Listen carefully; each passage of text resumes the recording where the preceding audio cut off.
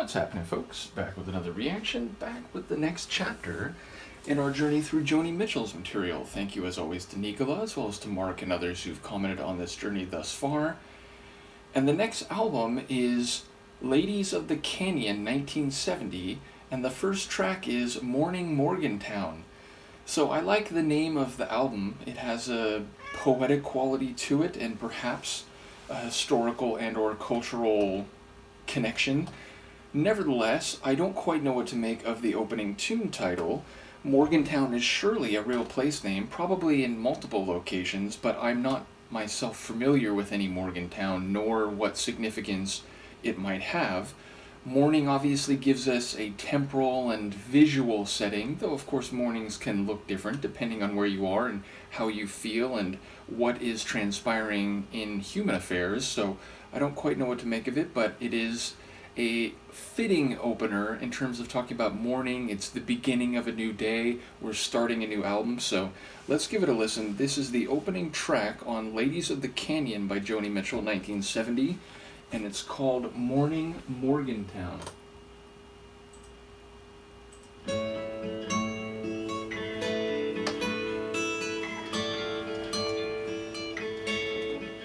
When morning comes to Morgantown, the merchants roll their awnings down. The milk trucks make their morning rounds in morning Morgantown.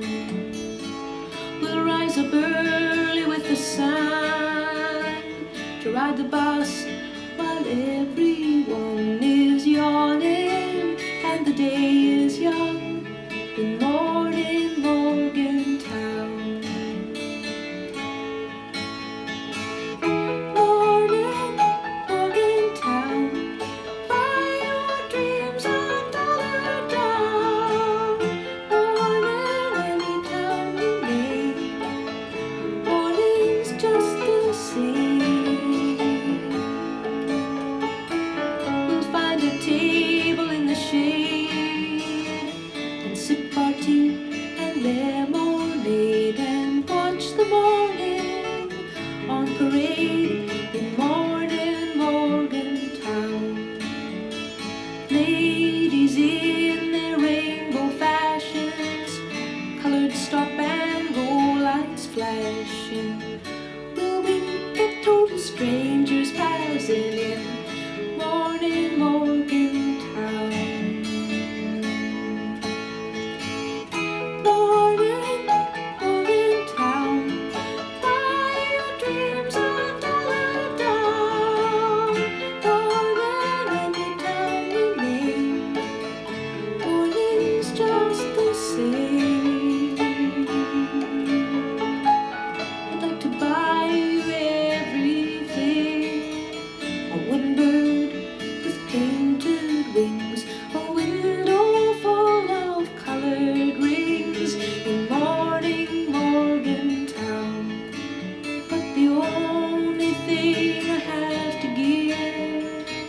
To make you smile, to win you with our all morning still to live in morning Morgantown.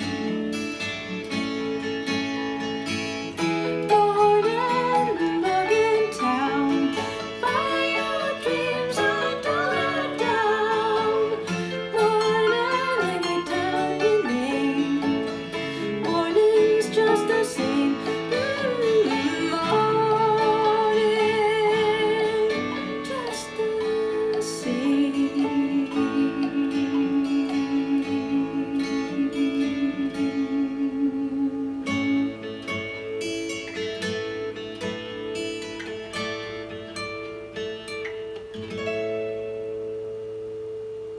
What a lovely little opener, and it really does feel like the opening montage or like atmosphere scene in a play where, it's the main characters haven't started speaking yet and everyone's moving about and you're getting a sense of the setting and the location.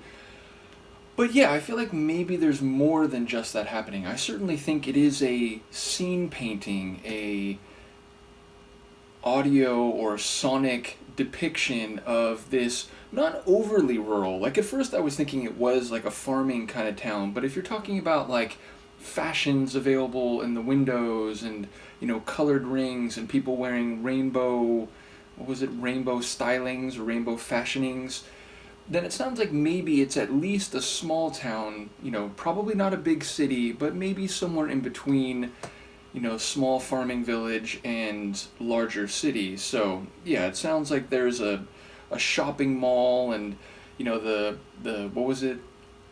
The shop owners are like pulling down their awnings and setting out the tables or whatever the shop, what's the right word?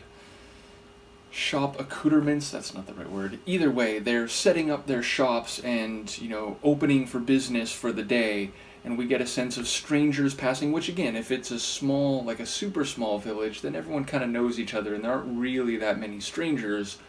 So it seems like, again, it's kind of this mid-level town, and it almost seemed like, setting the scene of this particular place, but what was the line? Something like, morning in a town of another name, it's just the same, or something like that. So it was almost like she was saying this is in any town. Like this is, you could find these exact, or not these exact, but these types of people and encounters and shops and, commercial activity and agricultural activity in many a town of the same size in many a places.